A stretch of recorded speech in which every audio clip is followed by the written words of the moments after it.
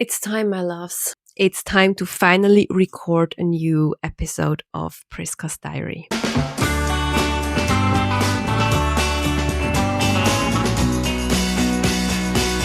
I have been sitting with this question, what this episode should be about, for a really long time, because I had some topics prepared and then the world happened. Then the Epstein files were finally released, or parts of them were released. And of course, this threw the whole world into one whole scream of outrage. And rightfully so, rightfully so. And I really want to talk about this, because how can I not talk about this? How can we just ignore the pink elephant in the room? We've all just learned that our government is rotten. We've all just learned that the leaders of this world are really bad people. And how do we live with that? How do we work with that? As you know, I've been kind of teasing it in the first episode that I am what many would probably call a TinFoil hat wearer, a conspiracy theorist, because I'm a person who likes to ask questions. I like to think critically. I like to go beyond the mass media narrative, the things people just assume to be true. Doesn't mean that I'm right. Doesn't mean that any of these conspiracies are per se right. But I just like to sit with the questions. I like to ask questions when things don't make any sense to me. And I think it was in 2018 when I went down this specific rabbit hole with the Epstein files, what we now can see partially. And I remember I felt very destabilized. I felt very alone. I felt terrified. And I was really losing every sense of what is even real, because I started to question every single thing. And then, of course, intensified with 2020. And it's not a nice thing to be with. You know, I remember I was telling a friend or an acquaintance at this time the reason why I chose not to take the medical intervention at that time. And I told her that I have my doubts if it's really for our best, and that I don't trust the government, that I don't trust these people anymore. And I remember her saying, if I would live my life like that, I would be so scared. My nervous system couldn't hold that. So I don't know how you're doing this. And I could not even go there. So please keep your reasons to yourself. And this was such a pivotal moment for me, because I realized, yeah, that's actually true. It really is a very scary thing to realize that maybe the people we have been relying on are not that reliable, that they're not the people that we thought they were. And I mean, feeling safe is such a basic human need, right? We all grow up as, like, when we come to this world, we're these very vulnerable beings. We're not like certain animals that just kind of are being born and they can already run basically 5 minutes later, or they can kind of move on their own. But we're not even finished yet, right? We are still developing outside of the womb of our moms. So we're still extremely dependable on our parents to take care of us, to feed us, to keep us safe. Because without anyone's help, we're just lost. Therefore, safety is a huge basic human need that we all crave. And of course, as kids, we crave that in our parents, because our parents are literally our gods. They determine the people around us determine whether we live or die, right? And this kind of translates later that we want teachers to be fair. We want them to be honorable. We want them to be right. What they're telling is the right thing, and what they tell us has to be true. We believe that they are kind of, at least in my generation, that was when the teacher said something, that must have been the truth, right? And later on, we believe our bosses should be. We hope they could be maybe good people. And certainly the leaders of our world, certainly the people who are responsible for our health and our well-being and for justice. We have this justice system. How could this be wrong? And just the pure thought that there might be people on top of these pyramids that don't have our best in their mind is a really scary thought. It's a really scary thought. And I get it. We are in this time of the apocalypse, right? Like, everything seems to be crumbling. There's this apocalypse energy everywhere, this ending of the times. We often see this in movies, right? Apocalypse and everything is different. But what apocalypse really means is an unveiling. It's like kind of tearing down the facade, tearing down the fake masks so that we can see what is underneath it. Everything that we see now is not new. It has always been there. We just couldn't see it. And now, through the unveiling process of the time, that is very astrologically also guided when we look into the stars, we can see more and more of what is actually true. And this is scary and destabilizing. I fully understand that. And it's also important. It's important that we see the truth, and then it's important that we can make choices based on the things we actually see and not just ideas. That we know, okay, if these people don't have maybe my best interest in their minds, this puts you back into a position of responsibility. Because what I see happening so very much in our world, and it's sometimes even concerning to me, is that we just love to give away the responsibility to our doctors, to our leaders, to our bosses, to anyone around us, maybe even to our partners. Whereas you are a powerful being with a very strong internal guiding system. We just have all forgotten how to use it. We're not listening anymore. We think, oh, whatever. Until the moments this internal system gets really, really loud, and maybe we have to it has to manifest in certain things in our lives that are really uncomfortable, that we start to listen, like illness or stress or anxiety. And then we realize something is really out. And it's often because we're not listening. And we'd rather listen to people on the outside, to our bosses, to our partners, to our leadership, world leadership, to our doctors, to AI even, rather than listening to our hearts and what our heart is telling us all the way. Because we have lost the trust in ourselves, because nobody has taught us that we're having such a beautiful internal guiding system that is actually telling you what is real or not.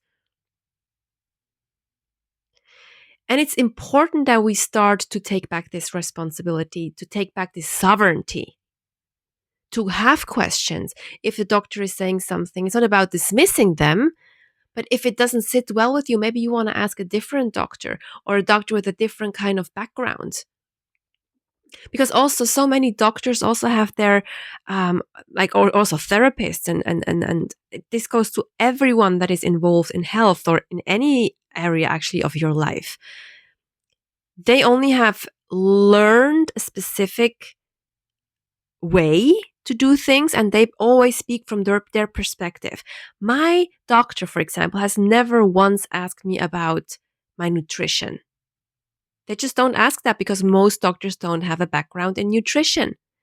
They've never asked me about my childhood traumas, if there might be some traumatic event that might be influencing certain things that that I've manifested in discomfort in my body. They never ask these questions because they only have learned how to fix. The Western doctors have only learned how to fix symptoms.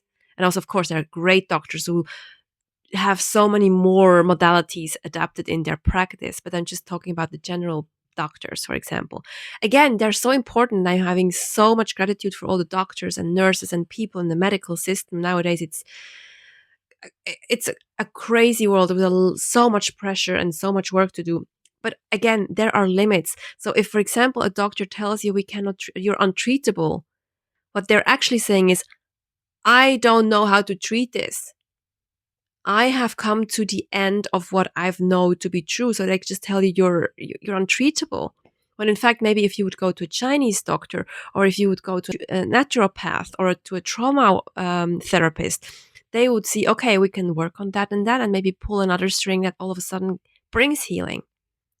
So what I'm trying to say is, we have to take back the responsibility of our own lives. We have to use again our brains, our hearts, and our guts. I don't know if you can hear that. This is my stepson playing a game and screaming. Not sure if the mic is picking that up. It is crucial that we take back this responsibility. It doesn't mean that we cannot listen to other people. It doesn't mean that you have to solve everything on your own. It doesn't mean that you shouldn't go and talk with experts. You should. You really, really should. We're not meant to do all this stuff on our own. But for example, if you go to a therapist and you just feel like they're not taking you seriously, listen to that feeling. Listen to that feeling. Just because they're a psychotherapist or whatever they're calling themselves doesn't mean that they're meant for you. Maybe you need somebody totally different with a different modality that they're working with. I've just learned that so many psychiatrists are not even trauma informed. So many therapists are not trauma informed. They don't know how small traumatic events, how when, for example, a child didn't feel safe over time in their childhood, how this eroded their nervous system and, for example, also affected with the constant cortisol in their bodies, how this affected their memory. So many people don't know these things. Not because they're stupid or because they want to harm you, because just they haven't learned it this way. They have learned it a different way. So again, it's not either or. It's just about you being the sovereign queen, king person in your seat of power and having this responsibility to ask questions. I remember, I'm going really out now. Now I'm really going to be a tinfoil hatter. How are they called? I was a teenager. How old was I? I think I was 18. I was working actually as a cashier in a supermarket, and everybody was like mumbling and something was happening. And I remember going home. I just didn't understand what was happening. Everybody was so shocked, and I knew something with towers, but I didn't understand what this all was about. I went home. My parents all they sat in front of the TV and kind of watched the news, and I just joined them and watched that, and I was like, the is happening? And I remember lying on my bed, crying and crying and crying for all these terrible things that have happened. At the same time, my 18-year-old felt something was weird.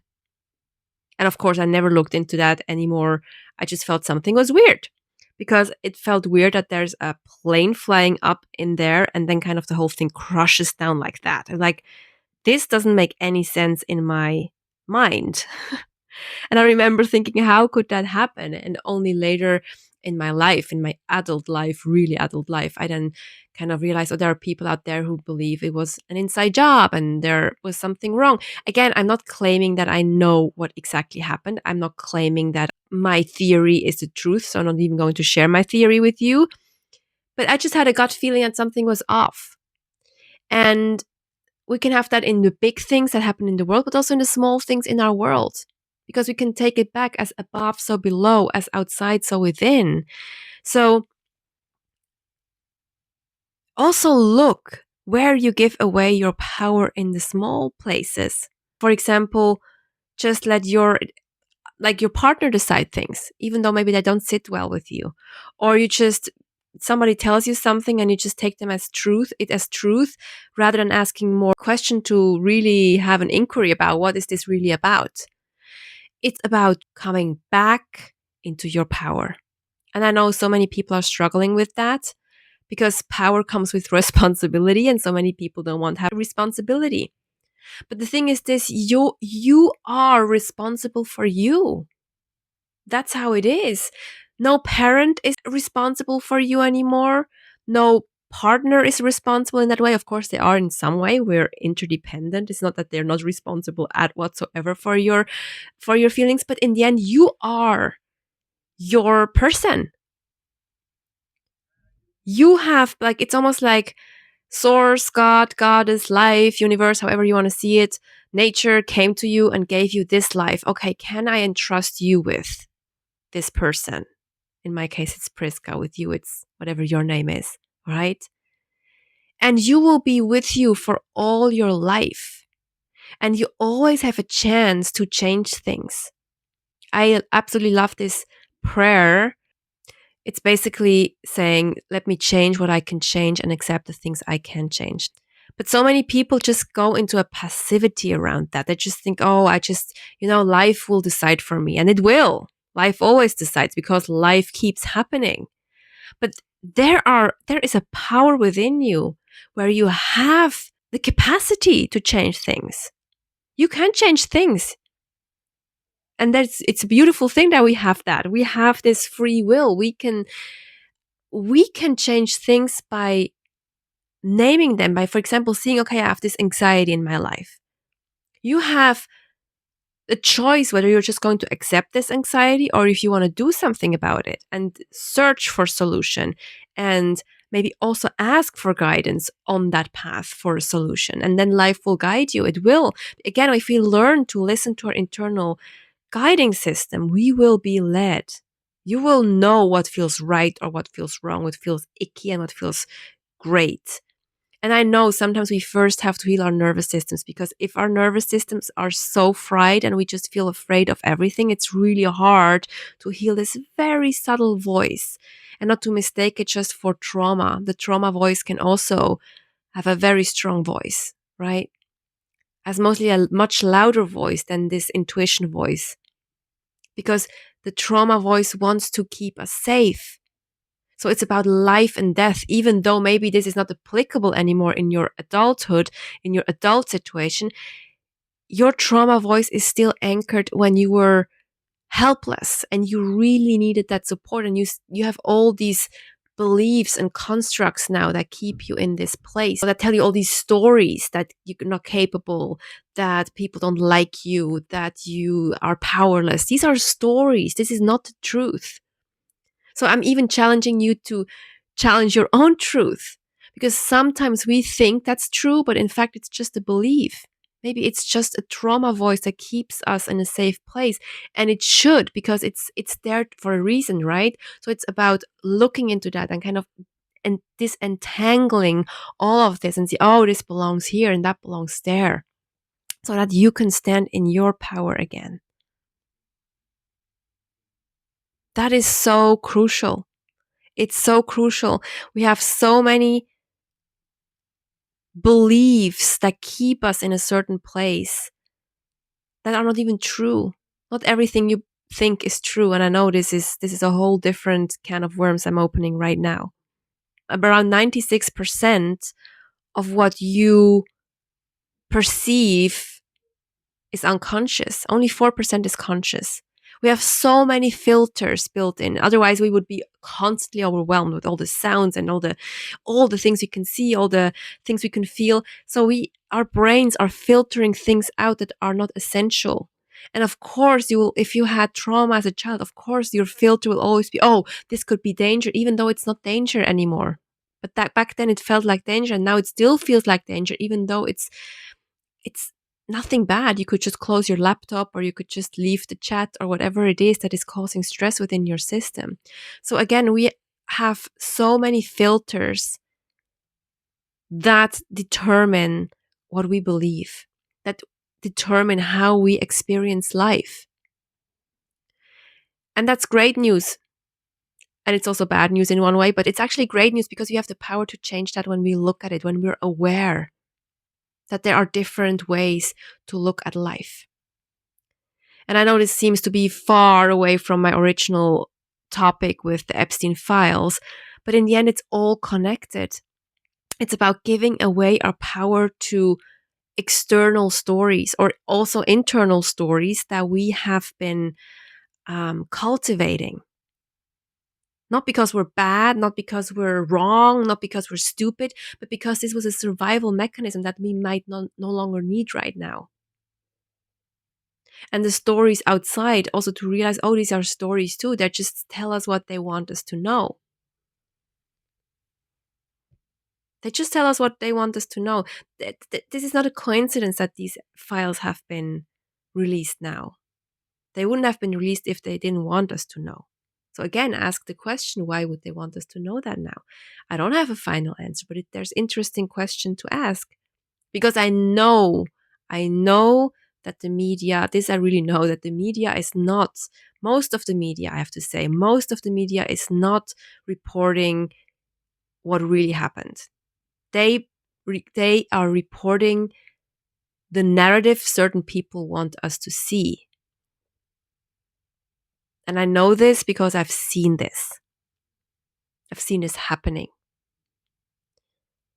And it's scary to also realize, oh shit, this also means the consequence, right? What we know as history, maybe it didn't happen like that.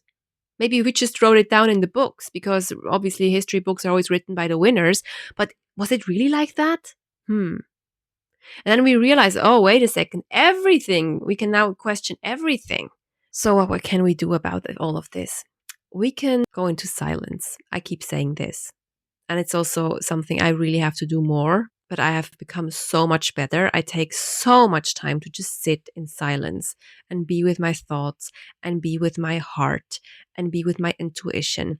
Because only then, when we're in silence, when we're not talking to other people, when we're not, scrolling through social media, when we're just with ourselves and are listening, then these voices can come up. And I know at the beginning there's just one mess. It's just all the voices come up at once. If you haven't done this before, it's going to be one jungle of screaming monkeys. Everybody wants your attention. And also there, it might be good to maybe have some support to kind of quiet the mind and to really see, okay, what is real, what is story. It's always about discernment and to kind of be really, really kind with ourselves, because it's logical that everybody wants your attention when you haven't been paying attention to them for a while. It's like all these little children, like, give me attention. Now she's finally here, right? And they're screaming. But it's about quieting the mind to the point where you can just be with your breath, as good as it gets. It doesn't have to be perfect. It's never about perfection. It's just about intention and devotion to wanting to hear your voice again, to wanting to hear your truth again. And the more you're doing this, the more you're spending time with yourself, the more you will hear your heart's voice again, the more you will hear your intuition again, and the more peace you will also find within yourself. Even if things are going haywire around you, you will come back to this place where there can be peace, where there can be stillness, where there can be this sense of safety. And I think this is the biggest point of all of what I've been saying today. We all have to find this sense of safety within. We cannot find it on the outside. We have to have our backs again. We have to be kind to ourselves. We have to live by our values and say what we do and do what we say and be in alignment of what's real to us. Doesn't mean that you cannot change your mind. Doesn't mean that it's not a messy process and you will fall back and down and you will get back up, and all of this is there. But at the core of the work is finding this safety within, where you know that you have your back, that you will not abandon yourself when things get hard, that you will not jump the wagon just because everybody else says so, that you just will stay with this voice that will guide you, that will tell you what is important for you to follow. Again, not about shutting everything else out or by not listening or let other people, inspire you or explain things to you. But in the end, you are the counsel. You take it into your inner counsel and feel into it. What is right for me? Not what Priska says, not what my dad always said, not what this guru on YouTube says, but what you say. And the more you're practicing that, the more you're becoming truly your best friend and the person you sit with to make final decisions, that you check in with yourself to see if it's in alignment with you, the more peace there will be, the more clarity there will be. And it's a beautiful process. It's a process of coming home to yourself. I love you so much. I know this was a lot. It was maybe also a bit all over the place, but I really hope that you still can take out some nuggets of importance for you, that they will help you to listen better, to be a better person to yourself, and to maybe find some stability when the ground is shaking. I'm sending you so much love. Thank you so much for being here. I'm going to also post again other content where I share more about my everyday life, but currently my life is just, I'm still in hibernation mode. I'm still, it takes a while now, but now today the sun is back out. So spring is coming, but right now I'm still in introspective. And so there's not so much to film right now, but I will share more again. Thank you for being here. And I'm sending so much love from my heart to yours.